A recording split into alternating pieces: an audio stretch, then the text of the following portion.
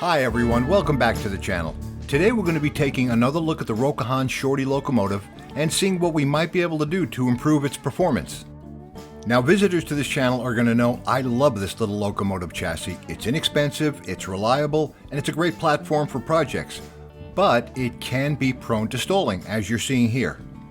I'm running on recently cleaned track here, so we're going to put that aside for a moment and we're going to look at the issue of weight. To give you a better idea of just how light this chassis is, 3 US nickels are almost twice as heavy as a single chassis. That's kind of remarkable. Initially, what I'd like to try here, and I think it's probably going to be the most important thing, is just to increase the tractive effort, or get more downward pressure from the wheels to the rails, and improve the overall electrical connection.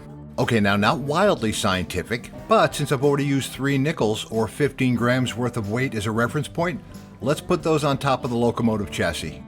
Already, just by adding these 3 nickels or 15 grams worth of weight, the locomotive seems to be running more reliably. Okay, adding weight helps. Now let's take a look at some of the basic maintenance things like cleaning wheels and track. Now here's how I like to clean my wheels. I could have used a Dremel tool here, but I kind of like cobbling together some of my own stuff. Little fun projects. Here's a DC motor, a rotary tool chuck adapter, and a brass wire brush. The brush is very gentle, as you can see, and what I like about this, it really allows me to get in and kind of pinpoint where I want to clean. On the non-geared truck, what I like to do is just apply a little pressure to an opposite wheel for a little bit of friction, apply the brass brush, spin it around, and it does clean very quickly and it does a nice job. The geared truck is different, as you can see here. Obviously you don't want to touch the traction tire. You can access about, maybe a third of the wheel this way. You can then pop the chassis on the track, give it a little power, spin the wheels around, and get access to the rest of the wheels. A little side note here, this little DC controller, this little green board, actually the whole reason for building this test board was to test out these cheap little DC controllers.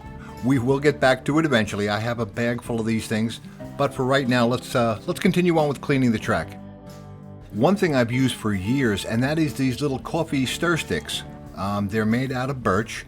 They won't hurt the track. They're inexpensive, and I find they're pretty useful. Sometimes I'll dip the sticks into alcohol, but here I thought, let me try this CRC contact cleaner. I don't think I've ever used this before, but it's one of those things you go on a Google search, you dig up some train forums, and you're going to find a million opinions out there. Not saying one's right, one's wrong, one's better, but I saw this, people using this product, and I thought let's give it a try. And it does seem to work pretty well. Another thing I like to do with these coffee sticks is to, on the rounded end, dig into the top sides of the inner sides of the rail, because I do find, especially in the smaller scales, boy, you're fighting for every bit of electrical contact you can get, and if I can get the top insides of the rails clean, all the better.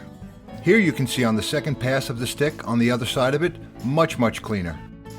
And you can see here the sticks really do deform nicely to take the shape of the rail. Okay, here's the chemical we just used to clean, but now we're going to try a new chemical. This is the CRC 2-26 lubricant. It's a protective lubricant. I hadn't heard of this before. In the past I've used Noox ID, but again, this is one of those things, you're out there Googling, you come on these train forums, and I saw many people recommend this stuff, swear by it, so I thought I'd give it a try. Ordinarily I'd use something like a piece of cloth, lint-free cloth, to apply something like this to the rails, but I saw somebody using a short piece of cork and I thought, well, I'm pretty impressionable, sure, let's try cork. Now while this did work, and I like the fact that the chemical does absorb into the cork and it keeps it moist, this is kind of a cheap wall cork, like a bulletin board cork. I think if I used a higher grade, kind of a roadbed cork, it would have gone much nicer. You can see pieces of this flaking off here and there. The bits of cork that did come loose, easy enough to brush away. Now I did let the chemical sit on top of the rails and kind of dry off for about 5 or 6 hours. Once the chemical appeared to be dry, let's put the trees back in and run a test. Let's see how it goes. Okay, now we're running this at the full 3 volts of this little mini controller. And honestly, at this point, I would have been very surprised if it didn't run well, because we've got clean wheels and clean track. What we'll do now is knock the speed down. Now these little controllers have low, medium, and high, so we'll put it on the medium speed, and even without additional weights on the locomotives, let's see. Okay, we got a little stall there. Needed a tap to get going. All right, let's stop things and go back to our 15 grams of weight, the 3 nickels, and place them up on top. Even at the medium speed, well, certainly at the high speed, but even at the medium speed of this controller, I would be shocked if we had a stall. And as you can see, that's the fast speed. This is zipping around pretty good between the clean track and the extra weight. Okay, just have to adjust the nickels a bit. Everything's a bit slippery up there. What I'm doing now is just moving the throttle control to the center position, the medium position. Between the clean rails, the chemicals, and this extra weight, this should really run well. I'd be shocked if I got a stall here. So far so good on the medium speed. Even coming in and out of the turns on this tight 45mm track, it's looking pretty good. Okay, those nickels are slipping just a little bit. Now what we're going to do is try the slowest speed. Now it hangs up a little bit going into that corner. Let's see.